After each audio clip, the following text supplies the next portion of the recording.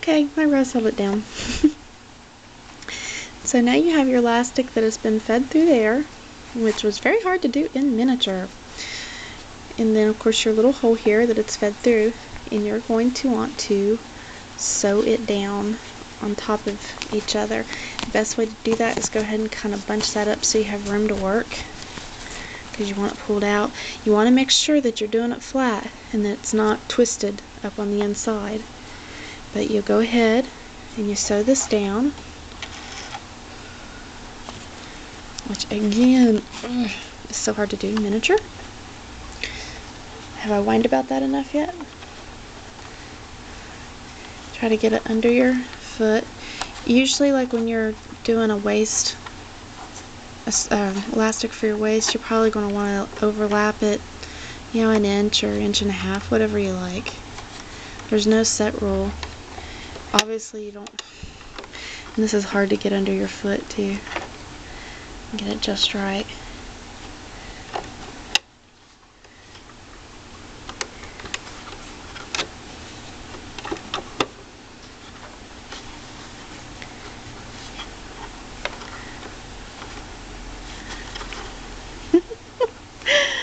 Oh my. Okay. We'll get this one day. Okay, close enough. Back up over it a couple times, because you want it sewn firmly. Cut off all your excess threads there. Okay, goodness. We got that done. We go ahead and feed it back through. Let it feed back up into the inside there.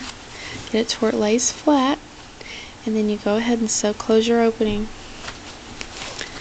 Hopefully this is showing okay. Clearly, the next time I decide to do a demonstration in miniature, I need to go not quite so miniature. Bad idea. Go ahead and sew, stitch a couple, or back stitch I mean, and close that hole. Back stitch, and there you go. Trim your threads. I'm not trimming very closely there, but obviously you will. And then you have your, skirt turned. Next thing would be the hem, but let me show you real quick. This is very much taking shape finally. Again, that's where you're going to use, your thread that matches, so you don't see that. But notice how you have an actual little elastic waist skirt all formed, all nice and straight. You may not look it on camera, but it is. And then of course we need to hem our skirt. Generally, the traditional thing to do is to turn it an inch and then turn it another inch and then do a blind hem on your sewing machine. And I will be showing you the blind hem on my actual skirt when I go to do that, to show you how to use your blind hemming foot. For this, there is no way I'm going to try to blind hem that little tiny thing. And this is another method you can do. It's not going to look as pretty as a blind hem would, but you can turn it. You can turn it once or twice. Twice looks better because you don't have the raw edge. You can, zigzag your edge and then turn it once, or pink it, turn it once. Whatever you want to do, but again, the proper thing is usually a double turn with a blind hem. You're going to want to do that. Turn it evenly. Again, this is something you really want to measure. Get your seam gauge out and measure. Not measuring the right side here. Measure your turn of what you're doing. Pin it and then go around very quickly. I want to hold this close to me so I can wrestle this thing down.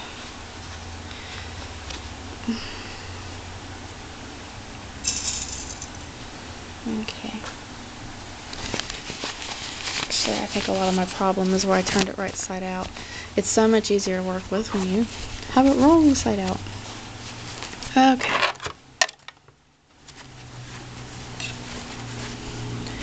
So we're going to go ahead and do this puppy at a 1/2 inch. Usually that, for some reason, the first measurement's the hardest one to get just so. And the rest of them want to fall in line better. Really don't know why. Put your pin in.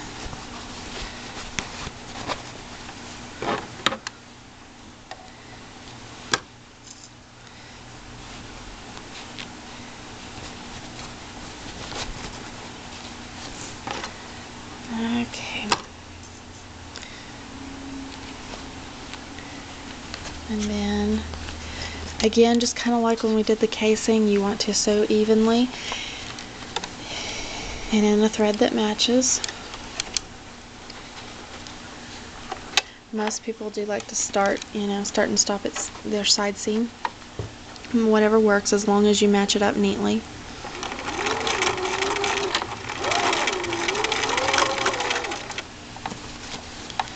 Try to make sure you keep your thumb under there and keep that other part away. You always kind of want to be careful as you sew to make sure other layers aren't going to get caught, because believe me, it's very disheartening when that happens. Because then you have to get really friendly with your seam ripper, and sometimes you can actually damage fabric by doing that, especially if you do it on the serger, because the serger's got the knife and it'll cut.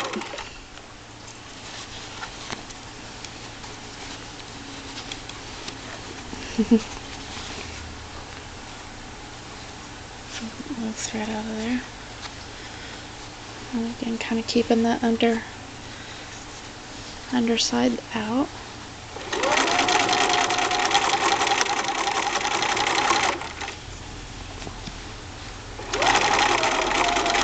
Taking your pins out before you get to them. You see, we're coming up close to being done.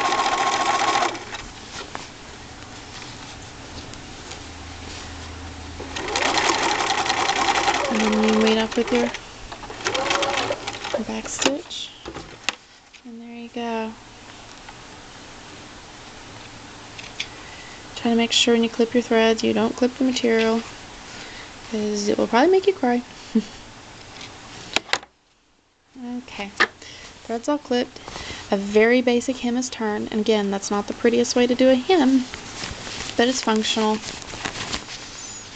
It's not the way I do my hems anymore. I do the double turn and a blind hem, but that will work. And then you will have, because you want to usually go back over, trim your threads if you missed them, like that one there. Then you have a very basic elastic waist skirt. And now I think I have a little extra one for a doll or something. So hopefully that's giving you an idea of how to make a very basic modest skirt. And believe me, anybody can do this. I probably make it even look harder than I have to, and just because I'm trying to show you the right ways and little techniques and stuff about sewing in between, and it may feel overwhelming because of that. I really don't mean for it to, but believe me, this is a very simple project and you can do it. And you can do it even by hand if you don't have a machine, so you feel free to go out there and try it. You know, like I said, you don't need a pattern. And if you are afraid to practice on good fabric, buy you some thrift store sheets and practice on those. Something, even sheets that you may have around your house that are all stained and nasty, cut them up and practice. I can't say enough for that. And believe me, you'll be doing it in no time, and you can have your whole nice wardrobe of skirts, because skirts are usually the harder thing to find. You can't really buy long modest skirts very easily. You can usually buy modest tops without too much trouble. So, but I think if you go as far to learn to make your modest skirt, you'll probably be wanting to do tops next. So hopefully this is helpful. Have a blessed day.